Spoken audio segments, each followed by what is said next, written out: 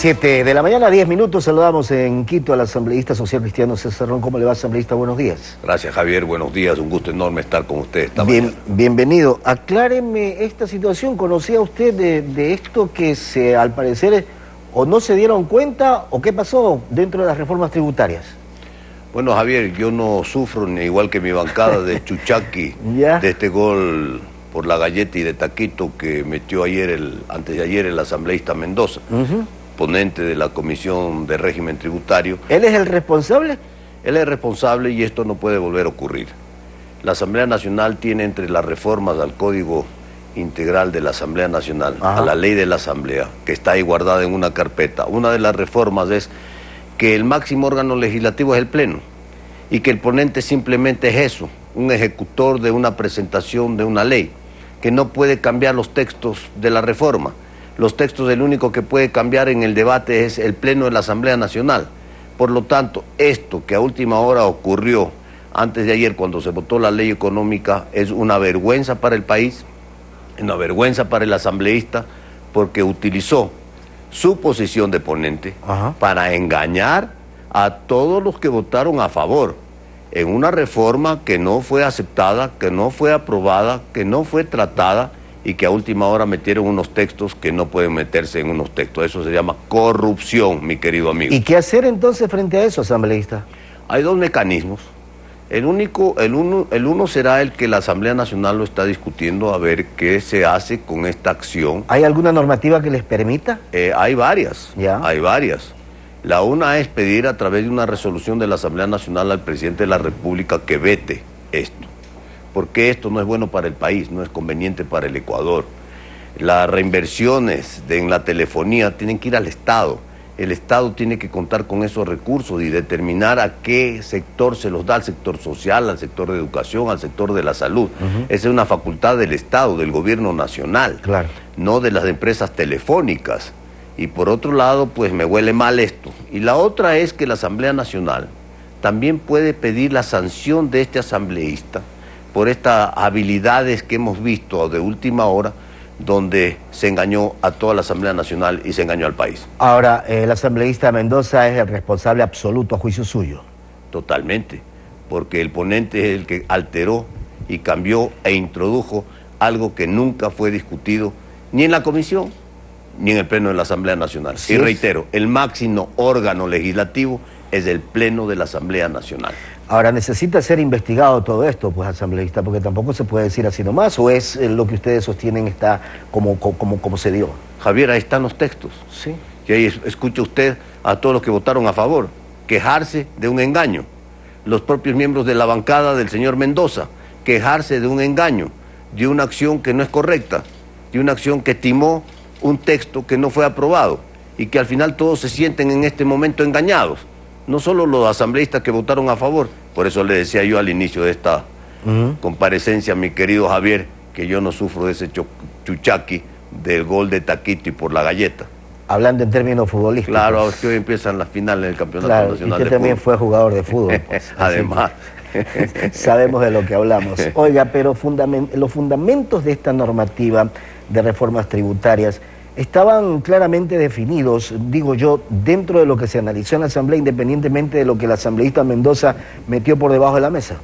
Sí, bueno, usted sabe que hay un acuerdo legislativo en la Asamblea, donde están pues el partido de gobierno, Alianza País, está Creo, está el BIN, está el BADI, y por lo tanto pues este acuerdo legislativo preveía pues la aprobación de la reforma económica, y así ocurrió, en la votación, así se votó, se aprobó el proyecto de reforma económica en los términos que habían acordado.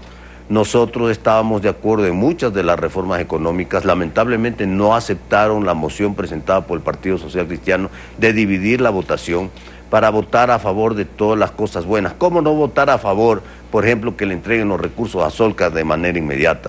¿Cómo no votar a favor de que a los jóvenes estudiantes se les arregle sus problemas de las deudas? ¿Cómo no votar a favor de la terminación de una vez por todas de este nefasto falta de liquidez que tienen las compañías a través del anticipo del impuesto a la renta? Así es que había cosas buenas que se podían votar, Javier. Lo que no íbamos a votar, y ya lo sabía todo el mundo, porque esta es una posición del partido no de ahora, de siempre, nosotros no votamos por más impuestos, Porque en épocas de crisis, de recesión económica, es al revés. Hay que liberar recursos de la economía para generar dinámica económica, para traer alivio para el Estado también, porque el Estado también tiene que hacer lo propio. Claro. El Estado tiene que refinanciar la deuda externa. El Ecuador tiene una deuda externa muy pesada y muy cara. Pero es que ese es el camino, de lo contrario vamos el pueblo ecuatoriano a seguir pagando con más impuestos y tampoco es así. Mire, Javier, lo que pasa. Y esto está amarrado con el presupuesto general del Estado. Tiene que ver. En el presupuesto, en el plan cuatrianual, este año se necesitan más o menos, el próximo año, en el 2020, más o menos 8.500 millones es el déficit. Para cubrirlo. Así es. En el subsiguiente año, en el 21, baja como a 6.500. Pero luego, en el 22, vuelve a subir a 9.500. Entonces, mire usted, el impacto de estas medidas, claro, inicialmente parecería que bajan y va a cubrir parte de las demandas de caja fiscal, pero en el tiempo resulta que son insuficientes. Claro. Es decir, que el esfuerzo que se está haciendo hoy y gravando al pueblo ecuatoriano, porque el que va a pagar la cuenta de esos impuestos que se colocan a las empresas que venden, no que facturan, no que ganan, porque una empresa que factura 20 millones de dólares y que tiene que pagar este impuesto, ¿a quién le va a trasladar el impuesto? Al producto final. Claro, el consumidor. Entonces, ¿quién paga la subida del precio de la leche, del pollo, de la papa, del atún, de lo que tenga que subir? El consumidor final. Claro. Y al final del día resulta que son insuficientes estos esfuerzos porque la demanda de recursos del Estado cada vez es más grande. Y además que con estas reformas de lo que se pretende recaudar, corríjame si me equivoco, son como 620 millones. Nada más, 620 millones que alcanzan para el pago de un mes de sueldos. Ni tanto, porque creo que son como 800 millones de dólares que mensualmente gastan sueldos solares. Es casi 800, Javier, sí. Por eso, casi, ni para eso. O sea, no. Entonces aquí los temas son de fondo. El modelo de gratuidad ha colapsado. El Ecuador no puede seguir bajo este sistema de gratuidad. Aquí tenemos que buscar un nuevo modelo de desarrollo, una administración del Estado más liviana, una administración del Estado moderna, una administración del Estado donde se fortalezcan las provincias, los organismos seccionales, la administración más cercana a la gente, el municipio, las prefecturas, para que se hagan muchas de esas obras públicas ahí. Hay que trabajar en el tema de las alianzas público-privadas. Ayer la Asamblea aprobó una resolución pidiendo al gobierno nacional que se permita, que se haga todos los esfuerzos para construir el tramo de la carretera Guayaquil-Machala. No es posible que donde sale la riqueza del país haya dos carriles, uno de ida y uno de venida, de Naranjal a Machala. Eso es terrible. Y por ahí sale camarón, banano, café, cacao. Y entonces, oro. Entonces, oro, y harto oro. Y entonces, del oro sale harto oro. Entonces, mire usted, estas cosas de infraestructura habrá que buscar alianzas públicas privadas para que hagan la carretera, para que se arregle el problema. Pero hay una ley de alianzas público-privadas. Pero hay que aplicarla, Javier, porque esa carretera con el flujo de tráfico que tiene, se paga sola. Así es. Se paga sola. Entonces, ¿cómo entender que durante el anterior gobierno, que hubo la mayor bonanza económica, la mayor bonanza petrolera, que se hicieron muchas carreteras importantes en el país, buenas carreteras, no se hizo esta carretera entre Guayaquil y Machala? Es que se hizo un puente allá en el norte por Esmeraldas que no tenía... Pero escúcheme, ¿o será acaso el sectarismo que había y la ceguera política porque el alcalde de Machala era social cristiano y el alcalde de Guayaquil era social cristiano? Sin duda. Y por eso se dejó